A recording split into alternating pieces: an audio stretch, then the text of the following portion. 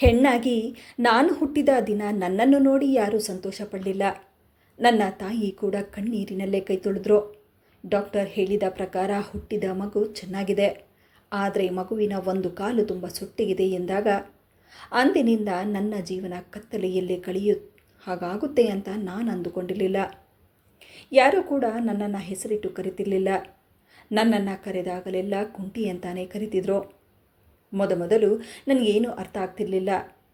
ಆಟ ಆಡೋದಕ್ಕಂತ ಸ್ನೇಹಿತರ ಜೊತೆ ಹೋದರೆ ನನ್ನನ್ನು ನೋಡಿ ಅವರ ನಡವಳಿಕೆಯೇ ಬದಲಾಗಿ ಹೋಗ್ತಿತ್ತು. ಮಕ್ಕಳೆಲ್ಲ ನನ್ನನ್ನು ಆಶ್ಚರ್ಯದಿಂದ ನೋಡ್ತಾ ಕುಂಟಿ ಅಂತ ರೇಗಿಸೋದಕ್ಕೆ ಶುರು ಮಾಡ್ತಿದ್ರು. ಇಬ್ಬರು ಅಣ್ಣಂದಿರಿಗೆ ನಾನೊಬ್ಬಳೆ ತಂಗಿಯಾಗಿದ್ದೆ. ಆದರೆ ಅವರಿಗೂ ನಾನು ಒಂದು ರೀತಿಯ ದೃಷ್ಟಿಬಟ್ಟಿನ ರೀತಿ ಅನ್ನಿಸ್ತಿದ್ದೆ.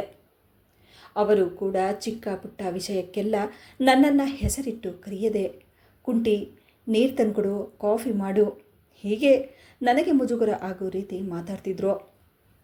ನನ್ನನ್ನು ಒಂದು ದಿನಾನೂ ಅವರು ಅರ್ಥ ಮಾಡಿಕೊಳ್ಳೋದಕ್ಕೆ ಪ್ರಯತ್ನನೇ ಪಡಲಿಲ್ಲ. ಇದೆಲ್ಲ ಎಲ್ಲೋ ಒಂದು ಕಡೆ ನನ್ನ ಮನಸ್ಸಿಗೆ ತುಂಬ ನೋವನ್ನುಂಟು ಮಾಡ್ತಿತ್ತು.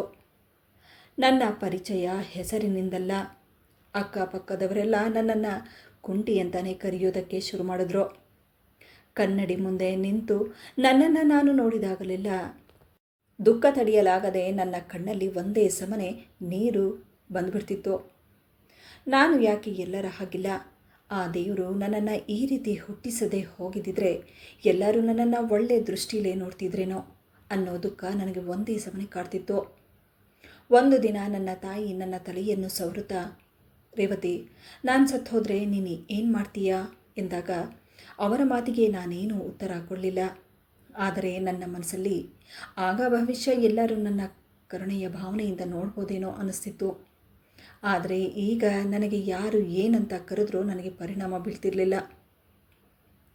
ಯಾಕಂದರೆ ಮನುಷ್ಯನಲ್ಲಿ ಯಾರೂ ಮನಸ್ಸನ್ನು ನೋಡಲ್ಲ, ಅವನ ದೇಹ ಹೇಗಿದೆ ಅನ್ನೋದನ್ನು ನೋಡ್ತಾರೆ ಅನ್ನೋದು ಕೂಡ ನನಗೆ ಅರ್ಥವಾಗ್ತಿತ್ತು. ಇದನ್ನೆಲ್ಲ ನೋಡಿ ನನ್ನ ಮನಸ್ಸು ಗಟ್ಟಿಯಾಗಿ ಹೋಗಿತ್ತು. ಆ ದೇವರು ಕೊಟ್ಟಿರೋ ದೇಹ ಹೇಗಿದ್ರೂ ಪರವಾಗಿಲ್ಲ, ಅದನ್ನು ಸಹಿಸೋಣ ಅನ್ನೋದು ನನ್ನ ಮನಸ್ಸಲ್ಲಿ ಬಂದುಬಿಟ್ಟಿತ್ತು. ಚಿಕ್ಕ ವಯಸ್ಸಿನಿಂದನೂ ನನಗೆ ಯಾರೂ ಫ್ರೆಂಡ್ಸ್ ಅಂತ ಇರಲಿಲ್ಲ. ಕೆಲವರು ನನ್ನನ್ನು ನೋಡಿ ಆಡ್ಕೊಂಡ್ರೆ ಇನ್ನೂ ಕೆಲವರು ನನ್ನನ್ನು ನೋಡಿ ನಗ್ತಿದ್ರು.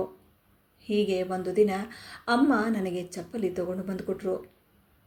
ಅದನ್ನು ಹಾಕ್ಕೊಂಡು ನಾನು ಹೊರಗಡೆ ಗಾಳಿಪಟ ಹಾರಿಸುತ್ತಿದ್ದ ಮಕ್ಕಳ ಬಳಿ ಹೋದಾಗ ಅವರು ನನ್ನನ್ನು ನೋಡಿ ನಗುತ್ತಾ, ನಿನ್ನ ಕೈಯಲ್ಲಿ ಇದೆಲ್ಲ ಮಾಡೋದಕ್ಕಾಗಲ್ಲ, ಮೊದಲೇ ನೀನು ಕುಂಟಿ, ಇಲ್ಲಿಗೆ ಏನಕ್ಕೆ ಬಂದೆ, ಇದನ್ನೆಲ್ಲ ಆಡೋದಕ್ಕೆ ಕೈಕಾಲು ಕೂಡ ಚೆನ್ನಾಗಿರಬೇಕು, ಹೋಗಿಲ್ಲಿಂದ ಎಂದು ಹೇಳಿ ನನ್ನನ್ನು ನೋಡಿ ನಗುತ್ತಾ ಹೀಯಾಡಿಸುತ್ತಿದ್ರು. ನಾನು ಕಣ್ಣೀರು ಹಾಕುತ್ತಾ ದುಃಖದಿಂದ ಸೀದಾ ಮನೆಗೆ ಬಂದುಬಿಟ್ಟೆ. ಇದಕ್ಕೆಲ್ಲ ಕಾರಣ ನನ್ನ ಕಾಲು. ಹೀಗಿರುವುದರಿಂದನೇ ಎಲ್ಲರೂ ನನ್ನನ್ನು ಇಷ್ಟೊಂದು ಕೀಳಾಗಿ ನೋಡ್ತಿದ್ದಾರೆ. ಇದರಲ್ಲಿ ನಂದೇನು ತಪ್ಪು? ಯಾಕೆ ಯಾರು ನನ್ನನ್ನು ಸರಿ ಸಮಾನವಾಗಿ ನೋಡೋದಿಲ್ಲ? ಅಥವಾ ನೋಡೋರ ದೃಷ್ಟಿ ಸರಿ ಇಲ್ವಾ? ಇದೆಲ್ಲವೂ ನನಗೆ ಇನ್ನಷ್ಟು ಕುಗ್ಗಿಸ್ತಾ ಬಂತು. ನಮ್ಮ ಮನೆಯ ಗೋಡೆಗಳಿಂದ ಮೊದಲ ಹೆಜ್ಜೆ ನಾನು ಹೊರಗೆ ಬಂದಿದ್ದು ಶಾಲೆಗಂತ ಹೇಳಿ. ಭವಿಷ್ಯ ಶಾಲೆಗಾದರೂ ಹೋಗಿ ಏನಾದರೂ ಕಲಿತು ಮುಂದೆ ಏನಾದರೂ ಸಾಧಿಸ್ತಾಳೆ ಅನ್ನೋ ಆಸೆಯಿಂದಾಗಿ ನನ್ನ ತಾಯಿ ಶಾಲೆಗೆ ಸೇರಿಸಿದ್ರು. ನನಗೂ ಕೂಡ ಭವಿಷ್ಯ ಶಾಲೆಯಲ್ಲಿ ಒಬ್ಬೊಬ್ಬರು ಒಂದೊಂದು ಥರ ಇರ್ತಾರೆ. ಆ ಮಕ್ಕಳಿಗೆ ನಾನು ಕೂಡ ಅಡ್ಜಸ್ಟ್ ಆಗಬಹುದು ಅಂದ್ಕೊಂಡಿದ್ದೆ. ನನ್ನ ತಾಯಿ ಕೂಡ ಬುಕ್ಸ್ಗಳಿಗೆಲ್ಲ ಬೈಂಡ್ ಹಾಕಿ ಸ್ಕೂಲ್ವರೆಗೂ ನನ್ನನ್ನು ಬಿಡೋದಕ್ಕಂತ ಬಂದರು. ಆದರೆ ಅವರ ಮನಸ್ಸಲ್ಲಿ ಒಂದು ರೀತಿಯ ಭಯ ಆವರಿಸಿಕೊಂಡಿತ್ತು. ಗೇಟಿನ ಒಳಗೆ ಹೋದ ನನಗೆ ಇಬ್ಬರು ನನ್ನನ್ನು ನೋಡಿ, ಅರೆ, ಈ ಹುಡುಗಿ ಇಲ್ಲೇನು ಮಾಡ್ತಿದ್ದಾಳೆ ಅಂತ ಹೇಳಿ ಅವರಿಬ್ಬರು ಗುಣಗಾಡ್ತಿದ್ರು. ಇನ್ನು ಮೊದಲ ದಿನ ಸ್ಕೂಲಿನ ಒಳಗೆ ಹೋದ ನನಗೆ ನನ್ನನ್ನು ಬೋರ್ಡ್ನ ಬಳಿ ಕರೆದು, ಕ್ಲಾಸ್ ಟೀಚರ್, ಮಕ್ಕಳೇ, ಈಕೆಯ ಹೆಸರು ರೇವತಿ, ಹೊಸ ಸ್ಟೂಡೆಂಟು ಅಂತ ಹೇಳಿ ನನ್ನ ಪರಿಚಯ ಮಾಡಿಸುತ್ತಿರುವಾಗ ಅಲ್ಲೇ ಕುಳಿತಿದ್ದ ಮಕ್ಕಳಲ್ಲೇ ಒಬ್ಬ ಎದ್ದು, ಟೀಚರ್, ಈ ಹುಡುಗಿ ಕಾಲು ಸೊಟಗಿದೆ, ಈ ಹುಡುಗಿಗೆ ನಡೆಯೋದಕ್ಕೆ ಬರಲ್ಲ ಎಂದಾಗ ಮಕ್ಕಳೆಲ್ಲ ಜೋರಾಗಿ ನಗೋದಕ್ಕೆ ಶುರು ಮಾಡಿದ್ರು. ಅಷ್ಟರಲ್ಲಿ ಮೇಡಮ್ ಸುಮ್ಮನಿರಿ ಎಲ್ಲ ಎಂದು ಹೇಳಿ ಗದರಿಸಿದ್ರು. ಆದರೆ ನಾನು ಸ್ಕೂಲಿಗೆ ಹೋದ 8 ದಿನಕ್ಕೆ ಅಲ್ಲೂ ನನಗೆ ಅರ್ಥವಾಗಿದ್ದು, ಜನರ ನಗು ಅನ್ನೋದು ನನ್ನ ಹಿಂದೆಯೇ ನನ್ನನ್ನು ಪಾಲಿಸ್ತಿದೆ ಅನ್ನೋದು. ಒಂದು ದಿನ ಸೈನ್ಸ್ ಟೀಚರ್ ನನ್ನನ್ನು ನಿಲ್ಲಿಸಿ ಪ್ರಶ್ನೆ ಕೇಳುತ್ತಿರುವಾಗ ಪಕ್ಕದಲ್ಲೇ ಕುಳಿತಿದ್ದ ಹುಡುಗ, ಮೇಡಮ್, ಈ ಹುಡುಗಿ ಎದ್ದು ನಿಂತು ಹೇಳುವವರೆಗೂ ಈ ಪೀರಿಯಡೇ ಮುಗಿದು ಹೋಗುತ್ತೆ. ಅವನ ಮಾತಿಗೆ ನಾನೇನು ಉತ್ತರ ಕೊಡದೆ ಮೇಡಮ್ ಕೇಳಿದ ಪ್ರಶ್ನೆಗೆ ಉತ್ತರವನ್ನು ಹೇಳಿದೆ. ಉತ್ತರ ಸರಿಯಾಗಿದ್ದಕ್ಕೆ ಅವರು ನನಗೆ ಗುಡ್ ಎಂದರು. ಅಂದು ಶಾಲೆ ಮುಗಿದ ನಂತರ ಮನೆಗೆ ಹೋದ ನನಗೆ ನನ್ನ ತಾಯಿ ಹೇಗಿದೆ ಶಾಲೆ ಎಂದು ಕೇಳಿದಾಗಲೆಲ್ಲ ಅವರ ಮಾತಿಗೆ ನಾನು ಚೆನ್ನಾಗಿದೆ ಅಂತ ಹೇಳ್ತಿದ್ದೆ. ಯಾಕಂದರೆ ಮೊದಲೇ ನನ್ನಿಂದಾಗಿ ನನ್ನ ತಾಯಿಯ ಮನಸ್ಸಿಗೆ ತುಂಬ ನೋವುಗಳಾಗಿವೆ.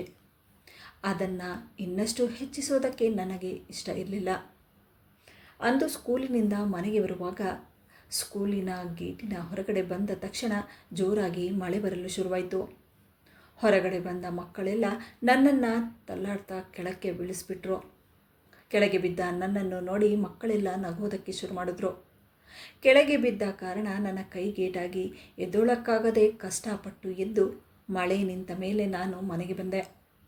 ಮನೆಗೆ ಬಂದ ನನ್ನನ್ನು ನೋಡಿ ನನ್ನ ತಾಯಿ ನನ್ನನ್ನು ನೋಡಿ ಗಾಬರಿಯಿಂದ, ಅಯ್ಯೋ ದೇವ್ರೆ, ಮಳೆ ಫುಲ್ಲು ಜೋರಾಗಿ ಬರ್ತಿದೆ, ನೆನೆದು ಹೋಗಿದ್ದೀಯಲ್ಲ, ಏನಾಯಿತು, ಕೈಗೆ ಏಟಾಗಿದೆ ಎಂದಾಗ ಅವರ ಮಾತಿಗೆ ನಾನೇನು ಉತ್ತರ ಕೊಡದೆ ಏನೂ ಇಲ್ಲ ಎಂದೆ. ಆದರೆ ನನ್ನ ಮೌನವನ್ನು ನನ್ನ ತಾಯಿ ಅರ್ಥ ಮಾಡಿಕೊಂಡು, ನಾಳೆ ಸ್ಕೂಲ್ ಹತ್ರ ನಾನು ಬರ್ತೀನಿ, ಪ್ರಿನ್ಸಿಪಲ್ ಹತ್ರ ಮಾತಾಡ್ತೀನಿ, ಏನಿದೆಲ್ಲ ಎಂದಾಗ, ಅಮ್ಮ, ಸ್ಕೂಲಿಂದ ಮನೆಗೆ ಬರುವಾಗ ಸ್ಕೂಲ್ ಮಕ್ಕಳೆಲ್ಲ ನನ್ನ ತಳ್ಳಿಬಿಟ್ರು, ಅದರಿಂದ ನನ್ನ ಕೈಗೆ ಏಟಾಗಿದೆ ಎಂದ ತಕ್ಷಣ ನನ್ನ ತಾಯಿ ದುಃಖದಿಂದ, ಅಯ್ಯೋ ದೇವ್ರೆ, ನಿನಗೇನಾದರೂ ಹೆಚ್ಚು ಕಮ್ಮಿ ಆಗಿದ್ದಿದ್ರೆ ಏನು ಗತಿ? ನಾಳೆ ನಿನ್ನ ಜೊತೆನೇ ನಾನು ಪ್ರಿನ್ಸಿಪಲ್ ಹತ್ರ ಮಾತಾಡ್ತೀನಿ. ಮಳೇಲಿ ತುಂಬ ನೆನೆದು ಹೋಗಿದ್ದೀಯ, ಮೊದಲು ತಲೆ ಒರೆಸು, ಕೈಗೆ ಅರಿಶಿಣ ಹಚ್ತೀನಿ ಎಂದು ಹೇಳಿ ಅಮ್ಮ ಅಡುಗೆ ಮನೆಗೆ ಹೋದರು. ಬೇರೆ ದಿನ ಬೆಳಗ್ಗೆನೇ ಅಮ್ಮ ನನ್ನ ಜೊತೆ ಸ್ಕೂಲಿಗೆ ಬಂದು ಪ್ರಿನ್ಸಿಪಲ್ ಹತ್ರ ಮಾತಾಡಿದಾಗ ಅವ್ರು ಹೇಳಿದ್ರು, ನೋಡಿ, ಸ್ಕೂಲಲ್ಲಿ ಮಕ್ಕಳನ್ನೆಲ್ಲ ಸರಿ ಸಮಾನವಾಗಿಡೋದಕ್ಕೆ ನಾವು ಕೂಡ ಪ್ರಯತ್ನ ಪಡ್ತೀವಿ. ಆದರೆ ಮಕ್ಕಳಿಗೆ ಯಾರು ಅರ್ಥ ಮಾಡಿಸ್ತಾರೆ ಹೇಳಿ? ಇದರಲ್ಲಿ ನಾವೇನು ಮಾಡೋದಕ್ಕಾಗೋಲ್ಲ ಅಂತ ಹೇಳಿಬಿಟ್ರು. ಇದನ್ನು ಕೇಳಿದ ನನ್ನ ತಾಯಿ ಸ್ಕೂಲಿಂದ ಹೊರಗೆ ಬಂದ ತಕ್ಷಣ ಇನ್ನು ಮೇಲೆ ನನ್ನನ್ನು ಸ್ಕೂಲಿಗೆ ಕಳಿಸೋದಿಲ್ಲ ಅನ್ನೋ ನಿರ್ಧಾರವನ್ನು ಮಾಡಿದ್ರು. ನನ್ನ ತಾಯಿಯ ಮುಖವನ್ನು ನೋಡಿದ ನನಗೆ ಅಮ್ಮ ಎಂದ ತಕ್ಷಣ, ನೋಡು, ಮೊದಲೇ ನೀನು ಇಂತಹ ಸ್ಥಿತಿಯಲ್ಲಿದ್ದೀಯ, ನಾಳೆ ದಿನ ಏನಾದರೂ ಹೆಚ್ಚು ಕಮ್ಮಿ ಆದರೆ ಇವರು ಅದೇ ರೀತಿ ಮಾತಾಡೋದು, ಇನ್ನು ಮೇಲೆ ಸ್ಕೂಲ್ಗೆ ಹೋಗಬೇಡ, ಮನೆಯಲ್ಲೇ ಓದ್ಕೋ ಎಂದು ಹೇಳಿ ನನ್ನನ್ನು ಕರೆದುಕೊಂಡು ಬಂದುಬಿಟ್ರು. ಆದರೆ ಮನೆಗೆ ಬಂದ ನನ್ನ ಮನಸ್ಸು ಒಂದು ರೀತಿ ಮೌನವಾಗಿಬಿಟ್ಟಿತ್ತು. ಆಕಾಶದ ಕಡೆ ನೋಡಿ, ನನ್ನ ಪ್ರಪಂಚ ಇಷ್ಟೇನಾ, ನಾನು ಇನ್ನು ಮೇಲೆ 4 ಗೋಡೆ ಮಧ್ಯೆನೇ ಇರಬೇಕಾ ಅನ್ನೋ ಯೋಚನೆ ನನಗೆ ಕಾಡಲು ಶುರುವಾಯಿತು. ಆದರೂ ನನ್ನ ಮನಸ್ಸನ್ನು ಗಟ್ಟಿ ಮಾಡಿ, ಪ್ರಪಂಚ ಏನೇ ಹೇಳಲಿ, ನಾನು ಓದುತ್ತೀನಿ, ನಾನಿರೋ ಈ ಪರಿಸ್ಥಿತಿಯಲ್ಲಿ ಓದೋದ್ರಿಂದ ಏನಾದರೂ ಗುರಿ ಸಾಧಿಸಬಹುದು ಎಂದು ಹೇಳಿ ಧೈರ್ಯ ಮಾಡಿ ನಾನು ಮತ್ತೆ ನನ್ನ ತಾಯಿಯ ಬಳಿ ಹೋಗಿ, ಅಮ್ಮ, ನಾನು ಸ್ಕೂಲ್ಗೆ ಹೋಗ್ತೀನಿ ಎಂದೆ. ಅದಕ್ಕಮ್ಮ ಹೇಳಿದ್ರು, ನೋಡಮ್ಮ, ನೀನು ಸ್ಕೂಲಿಗೆ ಹೋಗೋದ್ರಿಂದ ಎಷ್ಟೆಲ್ಲ ಅನಾಹುತಗಳಾಗುತ್ತೆ ಅಂತ ಈಗಾಗಲೇ ನೋಡಿದೆ ಅಲ್ವಾ, ತುಂಬ ಕಷ್ಟಗಳನ್ನು ಅನುಭವಿಸಬೇಕು ನೀನು. ಅಮ್ಮ, ಅದಕ್ಕೆಲ್ಲ ನಾನು ಸಿದ್ಧವಾಗಿದ್ದೇನೆ, ನನ್ನ ಜೊತೆ ಏನೇ ಆದರೂ ನಾನೆಲ್ಲವನ್ನ ಸಹಿಸಿಕೊಂಡು ನಾನು ಓದುತ್ತೀನಿ ಎಂದಾಗ ಬಹುಶಃ ನನ್ನ ತಾಯಿಗೆ ನನ್ನ ಮಾತು ಅರ್ಥವಾಯಿತು ಅನಿಸುತ್ತೆ. ನೋಡು, ಧೈರ್ಯದಿಂದ ನೀನು ಎಲ್ಲವನ್ನ ಹೆದರಿಸಿ ಮುಂದೆ ಸಾಕ್ತೀಯಾ ಅನ್ನೋದಾದರೆ ನಾನು ಯಾಕೆ ತಡೀಲಿ ಎಂದು ಹೇಳಿ ನನ್ನ ತಾಯಿ ಮತ್ತೆ ಸ್ಕೂಲಿಗೆ ಹಾಕಿದ್ರು. ನಾನು ಕೂಡ ಸ್ಕೂಲಿನಲ್ಲಿ ಆಗುತ್ತಿದ್ದ ಏಳು ಬೀಳುಗಳನ್ನೆಲ್ಲ ಸಹಿಸಿಕೊಂಡು ಸ್ಕೂಲಿಗೆ ಹೋದೆ. ಕಾಲ ಕಳೆದ ಹಾಗೆ ನಾನು ಕೂಡ ಬೆಳೀತಾ ಬಂದೆ. ಅಣ್ಣಂದಿರ ಮದುವೆ ಕೂಡ ಆಯಿತು.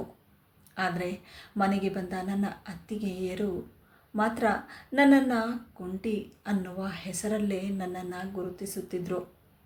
ಮನೆಗೆ ಯಾರಾದರೂ ಅತ್ತಿಗೆಯ ನೆಂಟರು ಬಂದರೆ ನನ್ನನ್ನು ಅವರ ಮುಂದೆ ಬರೋದಕ್ಕೂ ಬಿಡ್ತಿರ್ಲಿಲ್ಲ. ನನ್ನನ್ನು ನೋಡಿ, ನಿನ್ನನ್ನು ಮದುವೆಯಾಗೋ ಹುಡುಗ ಕುರುಡನೋ ಕುಂಟನೋ ಆಗಿರ್ತಾನೆ ಎಂದು ಹೇಳಿ ತಮಾಷೆ ಮಾಡ್ತಿದ್ರು.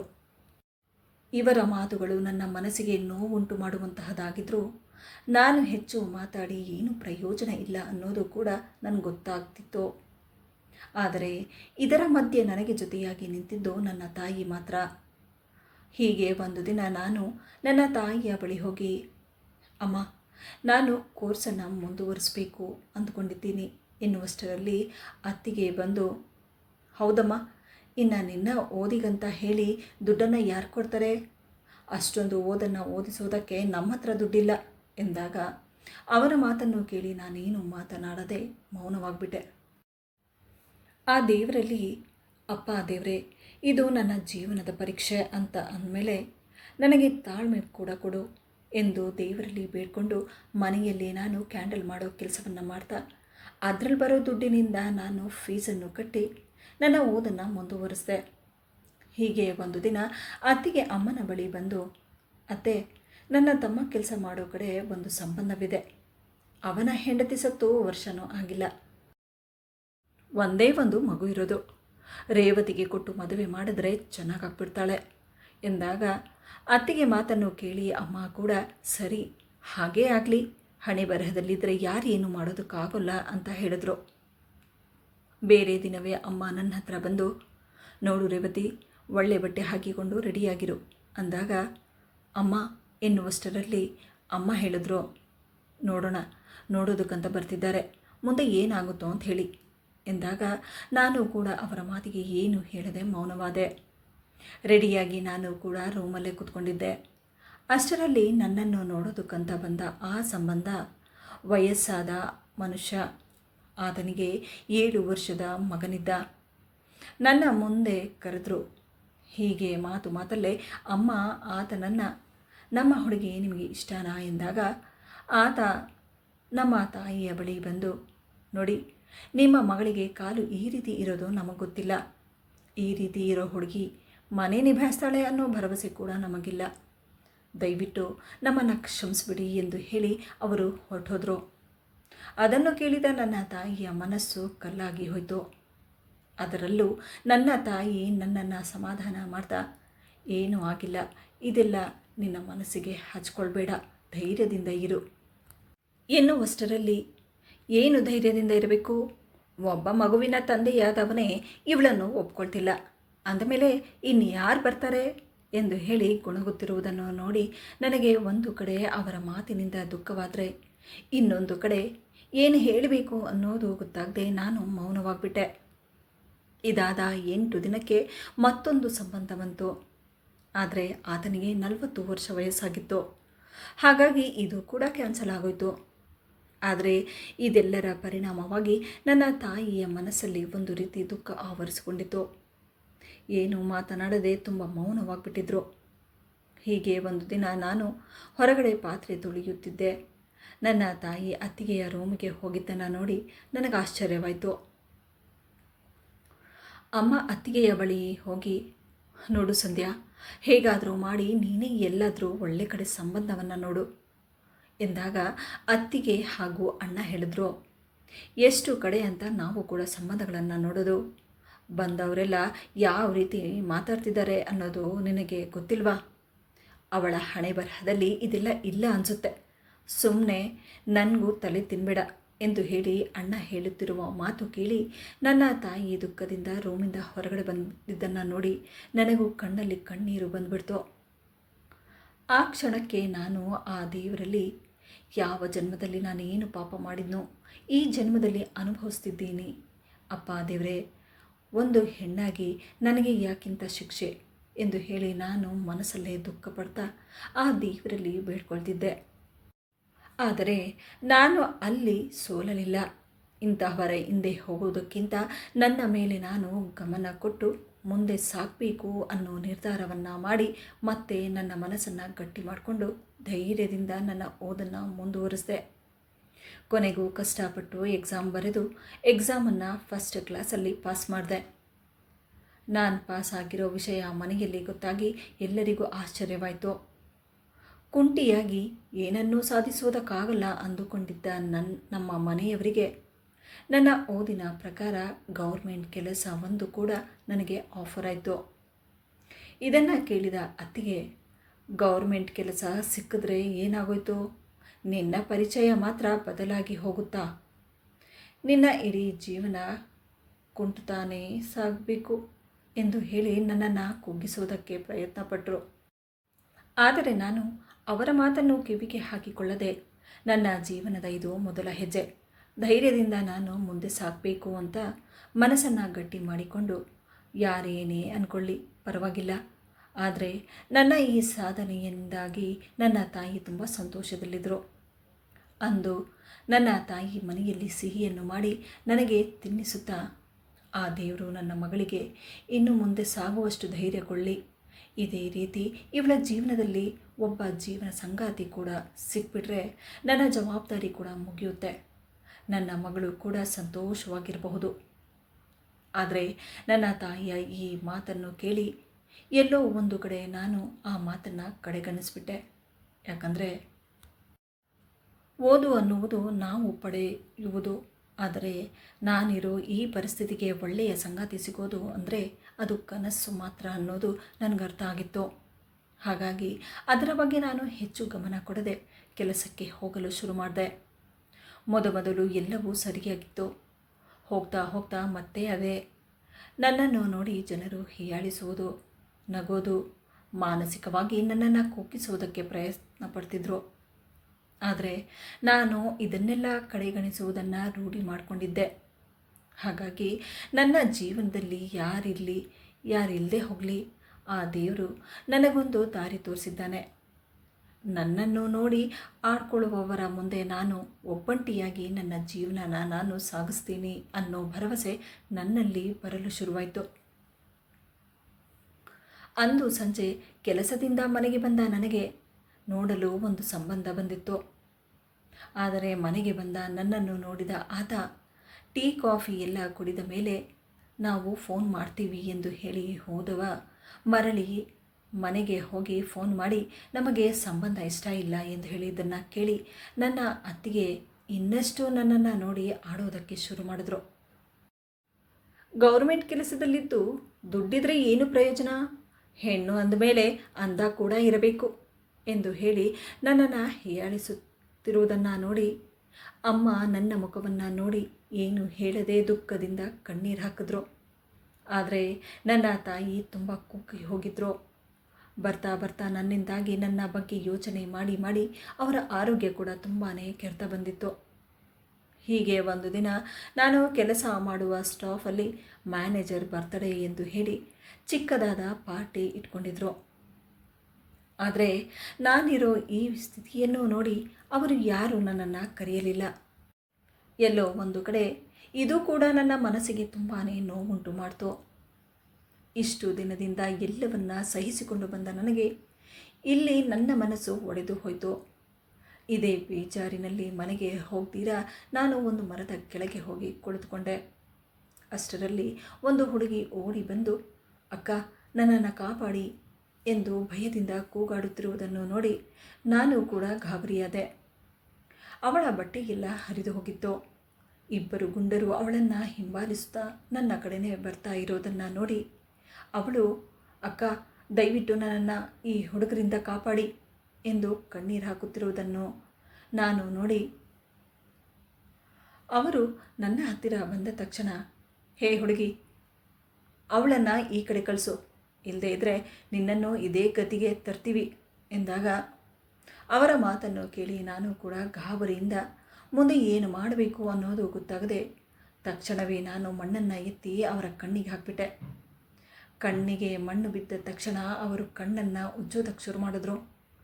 ತಕ್ಷಣವೇ ನಾನು ನನ್ನ ಕೈಯಲ್ಲಿದ್ದ ಬ್ಯಾಗಿಂದ ಅವರ ತಲೆಗೆ ಜೋರಾಗಿ ಹೊಡೆದೆ. ಇದರಿಂದಾಗಿ ಅವರು ಕೆಳಕ್ಕೆ ಬಿದ್ದರು. ಅವರು ಬಿದ್ದಿದ್ದನ್ನು ನೋಡಿ ನಾನು ಹಾಗೂ ಆ ಹುಡುಗಿ ದುಪಟ್ಟಾನ ಎತ್ಕೊಂಡು ಅವರ ಕೈಗಳನ್ನು ಕಟ್ಟಿದ್ವಿ. ಅವರಿಂದ ಓಡಿ ಬಂದ ಆ ಹುಡುಗಿ, ಅಕ್ಕ ಇವರು ಬರೀ ಇಬ್ಬರಲ್ಲ ಇರೋದು, ಇವರದೊಂದು ಗ್ಯಾಂಗ್ ಇದೆ, ನಾವು ತಕ್ಷಣ ಇಲ್ಲಿಂದ ಓಡಿ ಹೋಗೋಣ ಎಂದ ತಕ್ಷಣ ನಾನು ಹೇಳಿದೆ, ಬೇಡ ಬೇಡ, ನಾವು ಓಡಿ ಹೋಗೋದ್ರಿಂದ ಇವರಿಗೆ ಉಪಯೋಗ ಆಗೋದು, ಇವರಿಗೆ ತಕ್ಕ ಬುದ್ಧಿ ಕಲಿಸ್ಬೇಕು ಎಂದು ಹೇಳಿ ನಾನು ತಕ್ಷಣವೇ ಪೊಲೀಸ್ಗೆ ಫೋನ್ ಮಾಡಿದೆ. ಪೊಲೀಸ್ ಬಂದ ನಂತರ ಅವರಿಬ್ಬರನ್ನು ಹಿಡ್ಕೊಂಡ್ರು. ಆಗ ನಾವು ಇವರು ಇನ್ನೂ ಕೆಲವು ಹುಡುಗಿಯರನ್ನು ಮುಚ್ಚಿಟ್ಟಿದ್ದಾರೆ ಅನ್ನೋ ವಿಷಯವನ್ನು ಪೊಲೀಸರಿಗೆ ಹೇಳಿದ್ರಿ. ಆ ಹುಡುಗಿಯರ ವಿಷಯ ಗೊತ್ತಾಗಿ ಪೊಲೀಸರು ಆ ಹುಡುಗರ ಹತ್ತಿರ ವಿಚಾರಿಸಿದಾಗ ಇನ್ನು ಕೆಲವು ಹುಡುಗಿಯರನ್ನು ಬಚ್ಚಿಟ್ಟಿರುವ ವಿಷಯ ಗೊತ್ತಾಯಿತು. ತಕ್ಷಣವೇ ಪೊಲೀಸರು ಅವರನ್ನು ಅವರಿಂದ ಬಿಡುಗಡೆ ಮಾಡಿ ಈ ಹುಡುಗರನ್ನು ಜೈಲಿಗೆ ಕರೆದುಕೊಂಡು ಹೋದರು. ಆ ಹುಡುಗಿಯರನ್ನೆಲ್ಲ ಅವರವರ ಮನೆಗಳಿಗೆ ಕಳಿಸುವ ವ್ಯವಸ್ಥೆ ಮಾಡಿದ್ರು. ನಾನು ನಂತರ ಮನೆಗೆ ಬಂದೆ. ಆದರೆ ಮನೆಗೆ ಬಂದ ನನಗೆ ಬೇರೆ ದಿನ ನನ್ನ ಜೊತೆ ಆದ ಈ ಘಟನೆಯಿಂದಾಗಿ ಅಂದು ಬೆಳಗ್ಗೆ ನಾನು ಎದ್ದು ಹೊರಗಡೆ ಬಂದ ತಕ್ಷಣ ಮನೆಯ ಮುಂದೆ ಪ್ರೆಸ್ನವರು ಇರುವುದನ್ನು ನೋಡಿ ನಾನು ಗಾಬರಿಯಾದೆ. ರಾತ್ರಿ ನಡೆದ ವಿಷಯ ಎಲ್ಲ ಕಡೆ ಹಬ್ಬೋಗಿತ್ತು.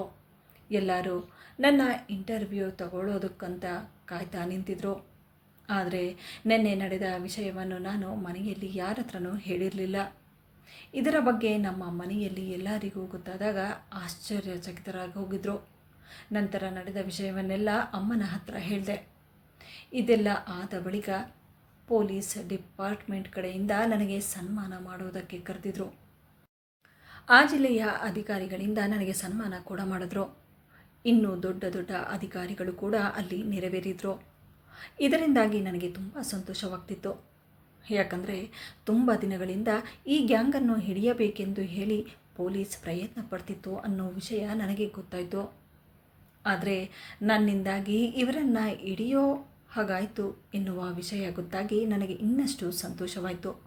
ಆದರೆ ಈ ಸಲ ಎಲ್ಲರ ಗಮನದಲ್ಲಿ ನನ್ನ ಬಗ್ಗೆ ಒಳ್ಳೆಯ ಅಭಿಪ್ರಾಯವಿತ್ತು ಅನಿಸುತ್ತೆ. ನನ್ನನ್ನು ನೋಡೋ ರೀತಿ ಬದಲಾಯಿತು. ಮೊದಲು ನನ್ನ ದ್ವೇಷದಿಂದ ನೋಡ್ತಿದ್ರು, ಆದರೆ ಈಗ ನನ್ನ ಹತ್ರ ಚೆನ್ನಾಗಿರ್ತಿದ್ರು. ಆದರೆ ಎಲ್ಲೋ ಒಂದು ಕಡೆ ನನಗೆ ಮಾತ್ರ ನಾನು ಮಾಡಿದ ಈ ಕೆಲಸದಿಂದಾಗಿ ಅವರ ಮನಸ್ಸಲ್ಲಿ ಈ ಪ್ರೀತಿಯ ಪರಿವರ್ತನೆ ಇದೆಯೇ ಹೊರತು ಬೇರೆ ಏನಕ್ಕೂ ಅಲ್ಲ.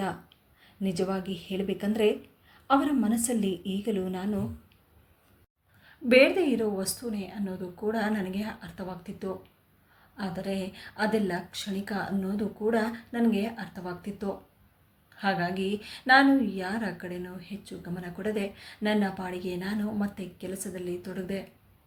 ಹೀಗೆ ಒಂದು ದಿನ ನಮ್ಮ ಮನೆಯ ಮುಂದೆ ದೊಡ್ಡದಾದ ಒಂದು ಕಾರ್ ಬಂದು ನಿಂತಿತು. ಅದರಿಂದ ದೊಡ್ಡ ಮನುಷ್ಯ ಒಬ್ಬ ಮನೆಯ ಒಳಗೆ ಬಂದಾಗ ಅವನು ಆಡಿದ ಮಾತನ್ನು ಕೇಳಿ ಒಂದು ಕ್ಷಣಕ್ಕೆ ನಾವೇ ಬೆಚ್ಚಿಬಿದ್ವಿ. ಆತ ನನ್ನನ್ನು ಮದುವೆಯಾಗ್ತಾನೆ ಅನ್ನೋ ವಿಷಯವನ್ನು ಕೇಳಿ ಮನೆಯಲ್ಲಿ ನಾವೆಲ್ಲ ಗಾಬರಿಯಾದ್ವಿ.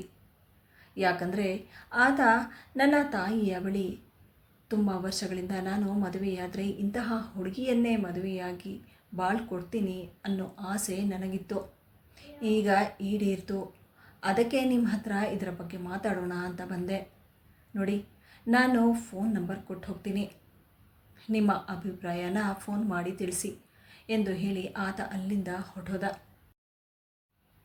ಇದರಿಂದಾಗಿ ಅತ್ತಿಗೆಗೆ ಒಂದು ರೀತಿಯ ಆಶ್ಚರ್ಯವಾದರೂ ಅಮ್ಮನ ಬಳಿ ಬಂದು ಒಳ್ಳೆ ಸಂಬಂಧ ಮಾಡಿಕೊಡ್ಬೋದಲ್ಲ ಅತ್ತೆ ಅಂತ ಮಾತಾಡ್ತಾ ಇದ್ದರು. ಆದರೆ ನನ್ನ ಮನಸ್ಸಲ್ಲಿ ಮಾತ್ರ ಮೊದಲೇ ಎಷ್ಟು ಸಂಬಂಧಗಳು ಬಂದು ನನ್ನನ್ನು ನಿರಾಕರಿಸಿಬಿಟ್ಟಿದ್ರು. ಅದರ ಜೊತೆಗೆ ಇಷ್ಟು ದೊಡ್ಡ ಸಂಬಂಧ ನನಗೆ ಬರುತ್ತೆ ಅಂತ ನನಗೆ ನಂಬೋದಕ್ಕೆ ಆಗ್ತಿರ್ಲಿಲ್ಲ. ಮುಂದೆ ಏನು ಮಾಡಬೇಕು ಅನ್ನೋದು ಕೂಡ ನನಗೆ ಅರ್ಥವಾಗ್ತಿರ್ಲಿಲ್ಲ. ಆದರೆ ಬೇರೆ ದಿನವೇ ನನಗೆ ಒಂದು ಫೋನ್ ಕಾಲ್ ಬಂತು. ಫೋನನ್ನು ರಿಸೀವ್ ಮಾಡಿದ ನನಗೆ, ನೋಡಿ, ನಾನು ಯಾರಂತ ನಿಮಗೆ ಗೊತ್ತಾಗದೇ ಇದ್ರೇ ಒಳ್ಳೆಯದು. ನನಗೆ ಗೊತ್ತು ನಿಮಗೆ ನೆನೆ ಒಂದು ಸಂಬಂಧ ಬಂದಿದೆ ಅಂಥೇಳಿ. ನಾನು ನಿಮ್ಮ ಹಿತೈಷಿ ಅಂತಾನೆ ತಿಳ್ಕೊಳ್ಳಿ. ಈ ಸಂಬಂಧನ ಒಪ್ಕೊಳ್ಳೋದಕ್ಕೆ ಹೋಗಬೇಡಿ. ಯಾಕಂದರೆ ಈಗಾಗಲೇ ನೀವು ಎಲ್ಲ ಕಡೆ ಹಬ್ಬಿದ್ದೀರಾ. ನಿಮ್ಮನ್ನು ಉಪಯೋಗಿಸಿಕೊಂಡು ಆತ ಇನ್ನೂ ದೊಡ್ಡ ಮನುಷ್ಯ ಆಗೋದಕ್ಕೆ ಪ್ರಯತ್ನ ಪಡ್ತಿದ್ದಾನೆ.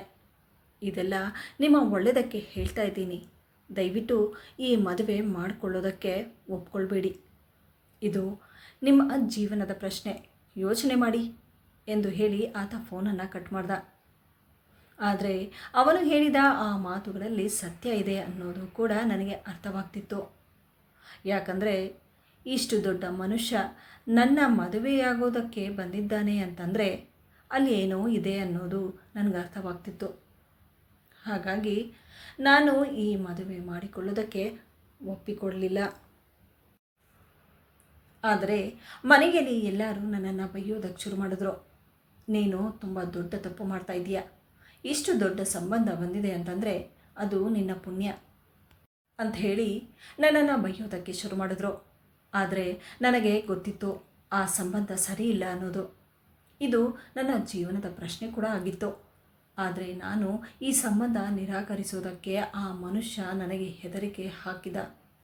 ನೀನು ತುಂಬ ದೊಡ್ಡ ತಪ್ಪು ಮಾಡ್ತಾ ಇದೆಯಾ, ಈ ಸಂಬಂಧ ಬೇಡ ಅಂತ ಹೇಳಿ ಇದಕ್ಕೆ ತಕ್ಕ ಪ್ರತಿಫಲ ನೀನು ಅನುಭವಿಸ್ತೀಯ ಎಂದು ಹೇಳಿ ನನ್ನನ್ನು ಹೆದರಿಸ್ದ. ನಾನು ಕೆಲಸಕ್ಕೆ ಹೋಗಿ ಮನೆಗೆ ಬರುವಾಗ ಯಾರೋ ಗುಂಡರಿಬ್ಬರು ನನ್ನನ್ನು ಫಾಲೋ ಮಾಡ್ತಾ ನನ್ನ ಮೇಲೆ ದಾಳಿ ಮಾಡಿದ್ರು. ಅಷ್ಟರಲ್ಲಿ ಅಲ್ಲಿಗೆ ಪೊಲೀಸ್ ಬಂದು ಅವರು ನನ್ನನ್ನು ಕಾಪಾಡಿ ನನ್ನನ್ನು ಮನೆಯವರೆಗೂ ಕರೆದುಕೊಂಡು ಬಂದರು. ನೋಡಮ್ಮ, ನೀನು ಎಷ್ಟು ಒಳ್ಳೆ ಕೆಲಸ ಮಾಡಿದ್ಯಾ ಅಂತ ಜನರಿಗೆ ಗೊತ್ತು, ಆದರೆ ಕೆಲವು ದೊಡ್ಡ ಮನುಷ್ಯರಿಗೆ ಇದು ತುಂಬ ತಪ್ಪಾಗಿ ಕಾಣಿಸ್ತಿದೆ. ಹಾಗಾಗಿ ನಿನಗೆ ಇಷ್ಟೆಲ್ಲ ಕಷ್ಟ ಕೊಡ್ತಿದ್ದಾರೆ, ನಿನ್ನನ್ನು ಹೆದರಿಸ್ತಿದ್ದಾರೆ ಎಂದಾಗ ಅವರ ಮಾತನ್ನು ಕೇಳಿ ನನಗೆ ಗಾಬರಿಯಾಯಿತು. ನನ್ನ ಜೊತೆ ಏನು ನಡೀತಾ ಇದೆ ಅನ್ನೋದು ನನಗೆ ಅರ್ಥ ಆಗ್ತಿರ್ಲಿಲ್ಲ. ಇದರಿಂದಾಗಿ ನನ್ನ ತಾಯಿ ತುಂಬ ಬೇಸತ್ತು ಹೋಗಿದ್ರು. ನನ್ನ ಬಳಿ ಬಂದು, ನೋಡಮ್ಮ, ಇನ್ನು ನಾವು ಇದನ್ನೆಲ್ಲ ಸಹಿಸೋದಿಲ್ಲ, ಬಂದ ಸಂಬಂಧನ ನೋಡಿ ಮದುವೆ ಮಾಡಿಬಿಡಬೇಕು. ಇನ್ನು ನನ್ನ ಕೈಯಲ್ಲಿ ಇದನ್ನೆಲ್ಲ ಸಹಿಸೋದಕ್ಕಾಗಲ್ಲ ಎಂದು ಹೇಳಿ ದುಃಖಪಟ್ಟಿದ್ದನ್ನು ನೋಡಿ, ಯಾಕೆ ಇವರೆಲ್ಲ ನನ್ನನ್ನು ಅರ್ಥ ಮಾಡ್ಕೊಳ್ತಿಲ್ಲ ಅನ್ನೋ ನೋವು ನನಗೆ ಕಾಡಲು ಶುರುವಾಯಿತು. ಆದರೆ ಅಮ್ಮನ ಮಾತಿಗೆ ನಾನು ಏನೂ ಉತ್ತರ ಕೊಡದೆ ಮೌನವಾಗಿಬಿಟ್ಟೆ. ಒಂದು ದಿನ ಬ್ರೋಕರ್ ಕಡೆಯಿಂದ ನನಗೊಂದು ಸಂಬಂಧ ಬಂತು. ಆತ ಹಾಲ್ ಮಾರುವವ ಎಂದು ಗೊತ್ತಾದಾಗ ನಾನು ಅಮ್ಮನ ಹತ್ರ ಹೋಗಿ ಅಮ್ಮ ಎನ್ನುವಷ್ಟರಲ್ಲಿ ನನ್ನ ತಾಯಿ, ಬೇಡಮ್ಮ, ಈಗೇನು ಹೆಚ್ಚು ಮಾತಾಡೋಕ್ಕೆ ಹೋಗಬೇಡ, ನೀನು ಬಂದ ಸಂಬಂಧನ ಮದುವೆ ಮಾಡಿಕೊಂಡು ಹೋಗು ಎಂದು ಹೇಳಿ ನನ್ನ ಬಾಯನ್ನು ಮುಚ್ಚಿಸಿ ಅವರ ಮಾತನ್ನು ಕೇಳಿ ನಾನು ನನ್ನ ಹಣೆ ಬರಹದಲ್ಲಿ ಇದ್ದರೆ ನಾನು ಕೂಡ ತಪ್ಪಿಸೋದಕ್ಕಾಗಲ್ಲ ಅನ್ನೋ ನಿರ್ಧಾರವನ್ನು ಮಾಡಿ ನಾನು ಕೂಡ ಮೌನವಾಗಿ ಮದುವೆಗೆ ಒಪ್ಕೊಂಡೆ. ಕೊನೆಗೂ ಆ ಮನುಷ್ಯನಿಗೆ ಕೊಟ್ಟು ಮದುವೆ ಮಾಡಿದ್ರು. ಆದರೆ ಮದುವೆ ಮಾಡಿಕೊಂಡು ಆತ ನನ್ನ ಅವರ ಮನೆಗೆ ಕರೆದುಕೊಂಡು ಹೋದಾಗ ಅಲ್ಲಿಯ ವಾತಾವರಣವನ್ನು ನೋಡಿ ನಾನು ಒಂದು ಕ್ಷಣಕ್ಕೆ ಬೆಚ್ಚಿಬಿದ್ದೆ. ನನಗೆ ಒಂದು ಕ್ಷಣಕ್ಕೆ ಆಶ್ಚರ್ಯವಾಯಿತು. ನನಗೆ ಮದುವೆಯಾದ ನನ್ನ ಗಂಡನ ಬಳಿ ನಾನು, ನೀವು ಎಲ್ಲಿರ್ತೀರಾ ಎಂದಾಗ ಆತ ಮೌನದಿಂದ ಏನು ಮಾತನಾಡದೆ ನನ್ನನ್ನು ನೋಡಿ ಮುಗುಳ್ನಗುತ್ತಾ ಸುಮ್ಮನಾದ. ಆ ಮನೆ ದೊಡ್ಡ ಬಂಗಲೆಯ ಹಾಗಿತ್ತು. ಮನೆಯ ಕಿಟಕಿ ಬಾಗಿಲುಗಳಿಗೆಲ್ಲ ದೊಡ್ಡದಾದ ಪರದೆಗಳಿದ್ದದ್ದನ್ನು ನೋಡಿ ನನಗೆ ಗಾಬರಿಯಾಯಿತು. ನನ್ನನ್ನು ನೋಡಿ ನನ್ನ ಗಂಡ ನನ್ನ ಕೈಯನ್ನು ಹಿಡಿದು ಸೋಫಾ ಮೇಲೆ ಕುಣಿಸಿ ನನಗೊಂದು ಗ್ಲಾಸ್ ನೀರನ್ನು ಕೊಟ್ಟು, ನನಗೆ ಗೊತ್ತು ಈಗಾಗಲೇ ನಿನ್ನ ಮನಸ್ಸಲ್ಲಿ ಎಷ್ಟು ರೀತಿಯ ಪ್ರಶ್ನೆಗಳಿವೆ ಅಂಥೇಳಿ ಎಂದಾಗ ಅವನ ಮಾತನ್ನು ಕೇಳಿ ನಾನು, ಯಾರು ನೀವು, ಸುಳ್ಳು ಹೇಳಿ ಯಾಕೆ ಮದುವೆ ಮಾಡಿಕೊಂಡ್ರಿ, ಇದೆಲ್ಲ ಏನು ಎನ್ನುತ್ತಾ ಮನಸ್ಸಲ್ಲಿ ನನಗೆ ಈ ಮನುಷ್ಯನನ್ನು ಎಲ್ಲೋ ಒಂದು ಸಲ ನೋಡಿದ್ದೀನಿ ಅಂತ ಅನ್ನಿಸ್ತಿತ್ತು. ಆದರೆ ನನಗೆ ನೆನಪಿಗೆ ಬರ್ತಿರ್ಲಿಲ್ಲ. ತಕ್ಷಣವೇ ಆತ, ನನಗೆ ಗೊತ್ತು ನೀನು ನನ್ನನ್ನು ನೋಡಿದ್ಯಾ ಅಂತ, ಹಾಗೆ ಅನ್ನಿಸ್ತಿದೆ ಅಲ್ವಾ, ನಿನ್ನ ಬಗ್ಗೆ ನನಗೆ ಗೊತ್ತಾದಾಗ ನೀನು ಪಟ್ಟಿರೋ ಕಷ್ಟ, ನೀನು ಈಗ ಪಡ್ತಾ ಇರೋ ಕಷ್ಟ, ಇದೆಲ್ಲ ನನಗೆ ಗೊತ್ತಾಗಿ ನನ್ನ ಮನಸ್ಸಿಗೆ ನಿನ್ನ ಬಗ್ಗೆ ಯೋಚನೆ ಮಾಡಿ ತುಂಬ ನೋವಾಯಿತು. ಒಬ್ಬ ಮನುಷ್ಯ ದೇಹನ ನೋಡ್ತಾನೆ ಹೊರತು ಮನಸ್ಸನ್ನು ನೋಡಲ್ಲ. ಆದರೆ ನನಗೆ ನಿನ್ನ ಧೈರ್ಯ ತುಂಬ ಇಷ್ಟ ಆಯಿತು. ಅವತ್ತು ನೀನು ಮಾಡಿದ ಸಾಧನೆ ಇದೆಲ್ಲವೂ ನನಗೆ ತುಂಬ ಇಷ್ಟ ಆಯಿತು. ನನಗೂ ಎಷ್ಟೋ ಕಡೆ ಸಂಬಂಧಗಳು ಬಂತು. ಆದರೆ ಅದೆಲ್ಲ ನನ್ನ ವೃತ್ತಿ ಹಾಗೂ ನನ್ನ ದುಡ್ಡನ್ನು ನೋಡಿ ಇಷ್ಟಪಟ್ಟರೆ ಹೊರತು ನನ್ನ ಮನಸ್ಸನ್ನಲ್ಲ. ಇದನ್ನೆಲ್ಲ ನೋಡಿ ಬೇಸತ್ತ ನನಗೆ ನಿನ್ನ ಈ ನಡವಳಿಕೆ, ನೀನು ಪಡುತ್ತಿರುವ ಕಷ್ಟ, ಇದನ್ನೆಲ್ಲ ನೋಡಿ ನನ್ನ ಮನಸ್ಸು ಕರಗಿ ಹೋಯಿತು. ನಾನು ನಿನಗೊಂದು ಒಳ್ಳೆ ಬಾಳು ಕೊಡಬೇಕು ಅಂತ ಹೇಳಿ ನಿರ್ಧಾರ ಮಾಡಿ ನಾನು ಕಾನ್ಸ್ಟೇಬಲ್ ಆಗಿದ್ದರೂ ಹಾಲು ಮಾರುವ ವೇಷದಲ್ಲಿ ಬಂದು ನಿನ್ನನ್ನು ಮದುವೆ ಮಾಡಿಕೊಂಡು ಬಂದೆ. ನೀನು ಒಬ್ಬ ಒಳ್ಳೆ ಮನಸ್ಸಿನ ಹುಡುಗಿ ಅನ್ನೋದು ನನಗೆ ಅರ್ಥ ಆಗಿದೆ. ನನಗೂ ಹಿಂದು ಮುಂದು ತಂದೆ ತಾಯಿ ಅಂತ ಯಾರೂ ಇಲ್ಲ. ನಾನೊಬ್ಬ ಅನಾಥ. ಪ್ರಪಂಚ ನಿನ್ನನ್ನು ಹೇಗೆ ನೋಡುತ್ತೆ ಅನ್ನೋದನ್ನು ಯೋಚನೆ ಮಾಡಬೇಡ. ನಾನು ನಿನ್ನನ್ನು ಚೆನ್ನಾಗಿ ಇಟ್ಕೊಳ್ತೀನಿ ಎಂದ ತಕ್ಷಣ ನನ್ನ ಕಣ್ಣಲ್ಲಿ ನೀರು ಬಂತು. ಬಹುಶಃ ಆತ ಕೂಡ ನನ್ನ ಹಾಗೆ ನಿಜವಾದ ಪ್ರೀತಿಗೋಸ್ಕರ ಹಂಬಲಿಸುತ್ತಿದ್ದ ಅನ್ನೋದು ನನಗೆ ಅರ್ಥವಾಗ್ತಿತ್ತು. ಹಾಗಾಗಿ ನಾನು ಸಂತೋಷದಿಂದ ಅವರನ್ನು ಸ್ವೀಕಾರ ಮಾಡಿದೆ. ಆದರೆ ನಮ್ಮ ಮನೆಯಲ್ಲಿ ನಾನೊಬ್ಬ ಕಾನ್ಸ್ಟೇಬಲನ್ನು ಮದುವೆಯಾಗಿದ್ದೇನೆ ಅನ್ನೋ ವಿಷಯ ಗೊತ್ತಾಗಿ ಮನೆಯಲ್ಲಿ ಎಲ್ಲರೂ ಆಶ್ಚರ್ಯಚಕಿತರಾಗಿದ್ರು. ನನ್ನ ಅತ್ತಿಗೆಯರೆಲ್ಲ ಒಳಗೊಳಗೆ ಉರಿಯೋದಕ್ಕೆ ಶುರುವಾದರು. ಸ್ವಲ್ಪ ದಿನಗಳ ನಂತರ ರಾಜೇಶ್ ದೊಡ್ಡದಾದ ಆಸ್ಪತ್ರೆಯೊಂದರಲ್ಲಿ ನನ್ನ ಕಾಲಿಗೆ ಸರ್ಜರಿ ಮಾಡಿಸುವುದರ ಬಗ್ಗೆ ಡಾಕ್ಟರ್ ಬಳಿ ಮಾತನಾಡಿದಾಗ ಡಾಕ್ಟರ್ ಹೇಳಿದರು, ನೋಡಿ, ವಿಜ್ಞಾನ ತುಂಬ ಮುಂದುವರೆದಿದೆ. ದುಡ್ಡಿದ್ರೆ ಎಲ್ಲವೂ ಸರಿಪಡಿಸ್ಬೋದು. ಇವರಿಗೆ ಕಾಲು ಸರಿ ಹೋಗುತ್ತೆ ಎಂದು ಹೇಳಿ ನನ್ನ ಕಾಲಿಗೆ ಆಪರೇಷನ್ ಮಾಡೋದಕ್ಕೆ ರೆಡಿ ಮಾಡಿಕೊಂಡ್ರು. ಮತ್ತು 15 ದಿನಗಳ ನಂತರ ನನ್ನ ಕಾಲು ಆಪರೇಷನ್ ಆಯಿತು. ನನ್ನ ಕಾಲು ಸರಿ ಹೋಯಿತು ಅನ್ನೋ ವಿಷಯ ಗೊತ್ತಾಗಿ ನೆಲದ ಮೇಲೆ ನಾನು ಕಾಲಿಟ್ಟಾಗ ಅದನ್ನು ನೋಡಿ ನನಗೆ ಎಲ್ಲಿಲ್ಲದ ಸಂತೋಷ ಉಕ್ಕಿ ಬರ್ತಿತ್ತು. ನನ್ನ ಜೀವನದಲ್ಲೂ ಇಂತಹ ಒಂದು ಒಳ್ಳೆಯ ದಿನ ಬರುತ್ತೆ ಅಂತ ನಾನು ಕನಸಲ್ಲೂ ಅಂದುಕೊಂಡಿರಲಿಲ್ಲ. ಅಷ್ಟೊಂದು ಸಂತೋಷ ನನಗೆ ಆಗ್ತಿತ್ತು. ನನ್ನ ತಾಯಿ ಮನೆಗೆ ನಾನು ಹೋದಾಗ ನಾನು ಸರಿಯಾಗಿ ನಡೀತಾ ಇರೋದನ್ನು ನೋಡಿ ಅಮ್ಮ ಆಶ್ಚರ್ಯದಿಂದ ನೋಡ್ತಾ ಸಂತೋಷ ಪಡ್ತಾ, ನೋಡ್ದೇನಮ್ಮ, ಕೊನೆಗೂ ಆ ದೇವರು ನಿನ್ನ ಕೈ ಬೀಳಿಲ್ಲ ಎಂದು ಹೇಳಿ ಸಂತೋಷ ಪಡ್ತಿದ್ರು. ಕೊನೆಗೂ ನಾನು ತಾಳ್ಮೆಯಿಂದ ಇದ್ದು ಪಟ್ಟ ಕಷ್ಟಕ್ಕೆ ಕೊನೆಗೂ ಪ್ರತಿಫಲ ಸಿಕ್ತು ಅನ್ನೋ ಸಂತೋಷ ನನ್ನಲ್ಲಿ ಎತ್ತಿ ಕಾಣ್ತಿತ್ತು. ಈ ವಿಡಿಯೋದಿಂದ ನಿಮಗೆ ಏನಾದರೂ ಉಪಯೋಗವಾದಲ್ಲಿ ವಿಡಿಯೋಗೆ ಒಂದು ಲೈಕ್ ಮಾಡಿ, ಆದಷ್ಟು ವೀಡಿಯೋಸನ್ನು ಶೇರ್ ಮಾಡಿ ಹಾಗೂ ನನ್ನ ಚಾನಲನ್ನು ಸಬ್ಸ್ಕ್ರೈಬ್ ಮಾಡುವುದನ್ನು ಮರೆಯಬೇಡಿ.